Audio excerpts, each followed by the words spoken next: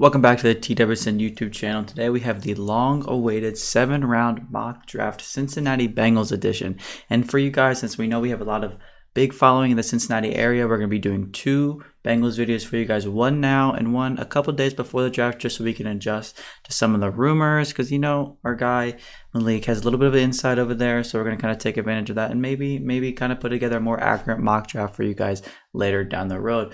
But for now, we're just going to kind of get into kind of what I think the Bengals could do. Just, you know, I'm a big Bengals fan myself, so we're just going to kind of talk about some draft strategies in general, just like I have every other video. I really think it's a weird draft for the Bengals, guys. I'm not going to act like it's not. I think the last few years, obviously, picks were pretty easy to come by. You had early picks, you had obvious picks all throughout the draft.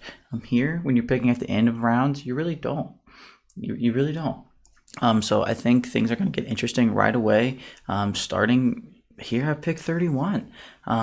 It's really tough. I think all the Bengals fans want one of the top corners. Don't think that's going to happen.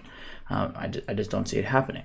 Tyler Linderbaum's a discussion as well, along with some of the other interior offensive linemen. I think the only real semi-realistic one is Tyler Linderbaum being there, but I don't really see that happening either. And like we see in this simulation right now, he's not there. So for me, it's going to kind of come down to an interior pass rusher in Parham Winfrey from Oklahoma, or another corner in Kylo Gordon. And I know Kylo Gordon, and both of those names aren't really going to excite Bengals fans, I think, at first, or just haven't been talked about too much in the draft cycle.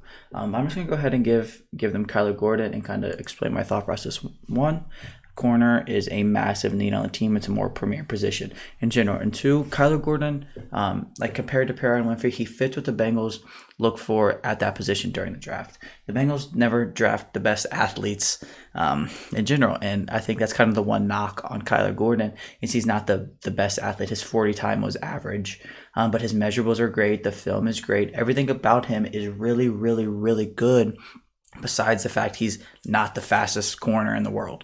And I think that's fine. I think that's something the Bengals don't totally care about. And like, to be honest, you really shouldn't. If you can stick with the guy, however you got to stick with the guy, who cares how you do it? But just corner, big position of need, and he kind of checks a lot of the boxes the Bengals look for at that position. Now here at 63, I'm going to be honest. There's 2 people that I really, really, really, really, really like here. That's the Marvin Liao at 48 and Donald Parham from Memphis. I know that the offensive line got patched up a little bit. The offensive line is so much better than it was last year. There's still a whole, not the youngest group still in the world. I think Donald Parham is a guy that come in and can play any of the positions on the line pretty well. But do I really want to do that now? They already invested a lot in general. They did invest in Jackson Carman.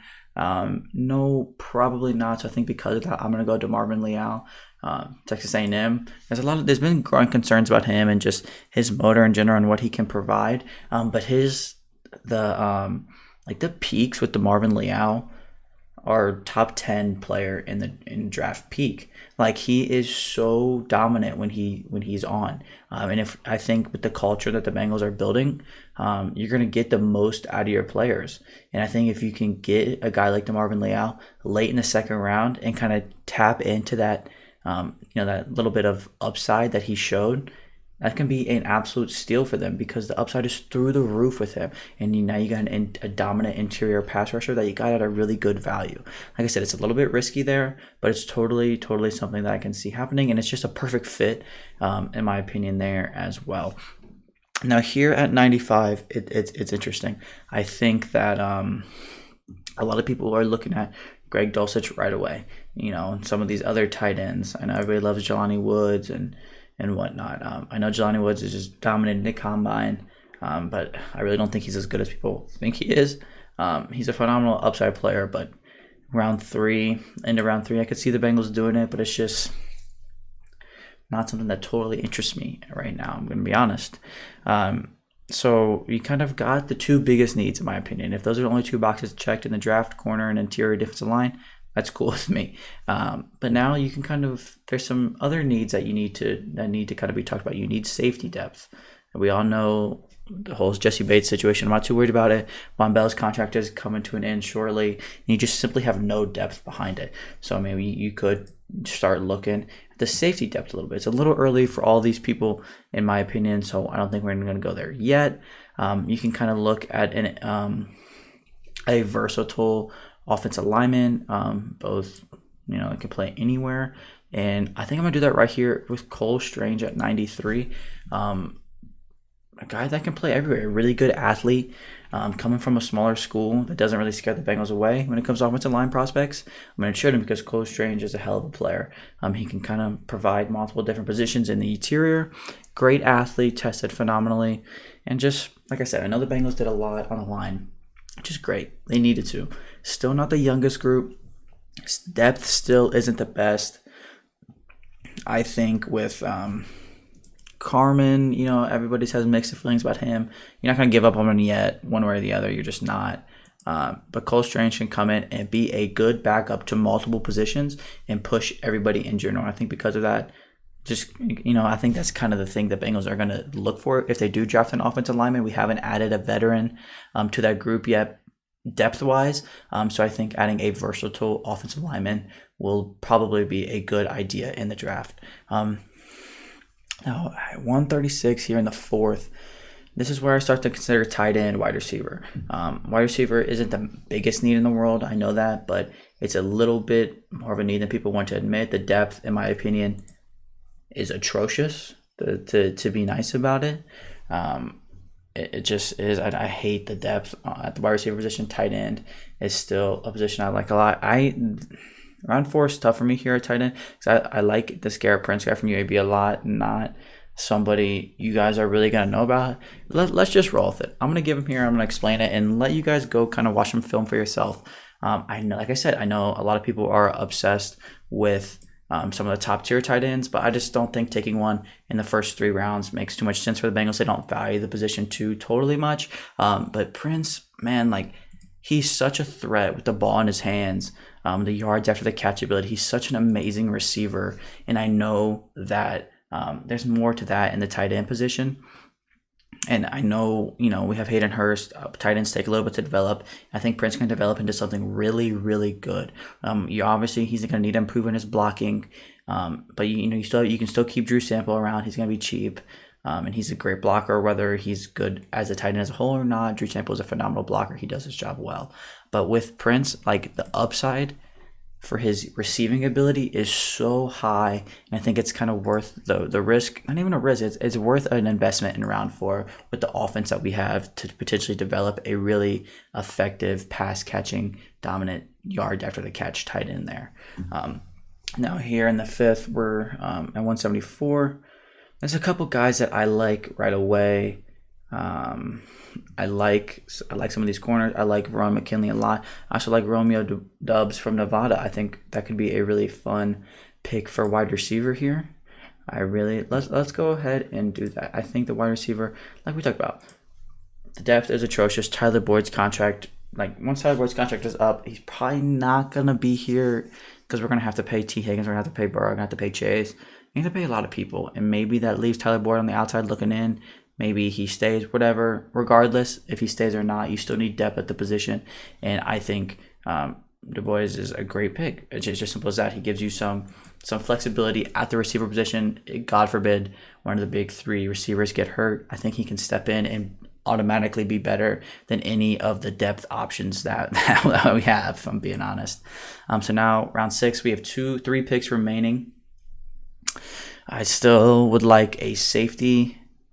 I think that might be the last big position that I think we hit most of the needs. Got corner, interior pass rusher, a versatile offensive lineman, a developmental tight end and receiver. So let's go ahead and look at the safety position. It's interesting.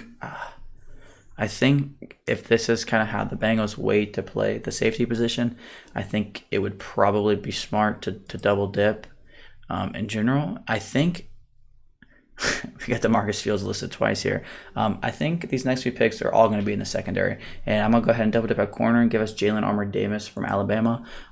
Late round Alabama players are really hit or miss, but when you come from a good school like Alabama, everybody knows how good Alabama is. he tested very well. He battled some injuries throughout his career. And if he's going to be a great depth guy at the very least, but the upside is there. He comes from a good culture at Alabama. He's going to come to one here in Cincinnati. He tested well, and the Bengals need depth at the position one way or the other. And I think that's a very lower risk because he's going to be able to contribute in some way, but the upside is definitely there. The upside's definitely there with Jalin Armour-Davis that late. It wouldn't surprise me come draft day if he's not even available that late. Now with these picks, I like some of these safeties here. Marquise Bell, Isaiah Palomau is pretty good. He's pretty good. I don't really necessarily think he's going to be here. Smoke Monday has probably the coolest name in the draft. Bubba Bolden is. Let's go ahead and take Bubba Bolden. He kind of fits that Von Bell role a little bit. He's a hard hitting safety. Nothing crazy there. Just really sound. The upside with him isn't the highest. But you're drafting players in the 7th round. They're going to fill depth needs and they're going to fill special team needs. And I think he does that. And then here at 252, I was going to go Joey Blount because the Bengals had a visit with him, but he just got taken. There's a couple guys I like here. And if this is how the board falls, give me Amari Barno from Virginia Tech. He's probably not going to be here, but he is in this box. We're going to run with it. Barno is like 6'5", and he ran like a 4.35 40 at the combine. Like, that's absolutely just insane. A super high upside, super athletic edge rusher there. Like I said, I highly doubt he'd even be here, but you never know. The production wasn't the best in college, but the upside is through the roof with him there in the pick, and that's kind of how you draft in the 7th round, I think, a little bit. But I really do like the way this turned out. I know it's probably not some of the names you guys are used to seeing, but that doesn't mean they're not good names. Kylo Gordon is a phenomenal corner. I know he's not your Elams, your Booths, the guys most Bengals fans are obsessing with, but he is a super reliable corner. Marvin Liao's a good pass rusher, and his upside is so high. That's the only reason he falls is because he's been really inconsistent. But if you can get, like I said, if coming into the good culture in Cincinnati, getting the most out of Marvin Liao would make this pick probably better. Probably the best pick in the draft because the upside on this guy, like I alluded to, is a top 10 player in the draft. Cole Strange, super versatile offensive lineman. I already gave my spiel about Garrett Prince, super high upside receiving tight end, some good wide receiver depth in Romeo DuBois, some good corner depth, Jalin Armour-Davis. I would have liked to get another safety or take a safety earlier, but Bubba Bolden is very similar style to Von Bell. If worse comes to worse there. And then a high upside edge in round 7. I really like the way this Bengals draft turned out. And like I said, if you guys don't like it, aren't a fan of it, let me know down below. Let me know some things you would change. But we are going to have another one, like I just said. We're going to have another one a little bit closer to the draft. It'll probably look a lot different than this. There probably won't even be one similar player. Maybe there will, maybe they won't. But that's going to wrap things up here today for the Cincinnati Bengals, first of 2 7-round mock drafts. And thank you guys for watching. I look forward to seeing you guys on the TWSN YouTube channel again soon.